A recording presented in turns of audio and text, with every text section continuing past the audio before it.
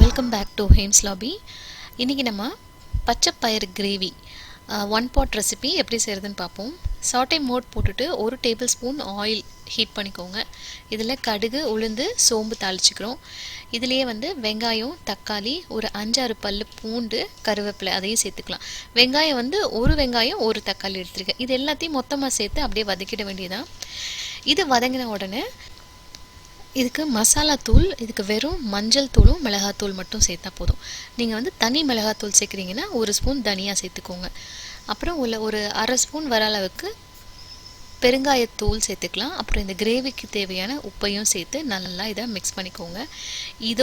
இதோடையே நம்ம என்ன பண்ணலாம், நம்ம ஊற வச்சுருக்க பச்சை பயிரையும் சேர்த்துக்கலாம். பச்சை பயிறு இந்த டிஷ் நான் செய்ய ஆரம்பிக்கும் போது வாஷ் பண்ணிவிட்டு சும்மா தண்ணியில் போட்டு வச்சுருக்கேன், அவ்வளோதான். ஸோ அதையும் அந்த தண்ணியோடு சேர்த்துக்க போகிறோம். இப்போ இது எல்லாத்தையும் நல்லா மிக்ஸ் பண்ணிவிட்டு உப்பு எல்லாம் சரியாக இருக்குது, இந்த கிரேவி என்ன கன்சிஸ்டன்சி வேணுமோ அந்தளவுக்கு தண்ணியும் சேர்த்து இது ரெடி அப்படின்னும் போது மூடியை போட்டு மூடிடுங்க. ஆப்ஷன் டீஃபால்ட்டாக அதில் மல்டி கிரெயின் அப்படின்னு ஒரு ஆப்ஷன் இருக்கும், 15 மினிட்ஸ். அப்படி இல்லைன்னா மேனுவல் ஆர் ப்ரெஷர் குக் மோடில் ஒரு 10 மினிட்ஸ் வச்சோம்னா போதும். So minimum 10 minutes, maximum 15 minutes, அவ்வளோதான். இப்போ எல்லாத்தையும் நம்ம மொத்தமாக போட்டோம், தேவையான தண்ணியும் சேர்த்து இதை நல்லா குக் பண்ணி எடுத்துட்டோம். 15 மினிட்ஸில் 10 to 15 மினிட்ஸில் இந்த க்ரீன் கிராம் கிரேவி ரெடி ஆகிடுச்சு. இப்போ நான் பாருங்கள், இதை கொஞ்சம் திக்காக வேணுங்கிறதுனால இப்படி எடுத்திருக்கேன்.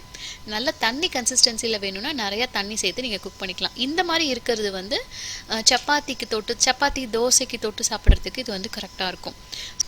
இந்த ஸ்டேஜில் உங்களுக்கு இது ரொம்ப கெட்டியாக இருக்குதுன்னு தோணுச்சு அப்படின்னா நீங்கள் இன்னும் கூட கொஞ்சம் தண்ணி சேர்த்து ஒரு தடவை சாட்டே மோடில் போட்டு பாயில் பண்ணி கூட நீங்கள் எடுத்துக்கலாம்.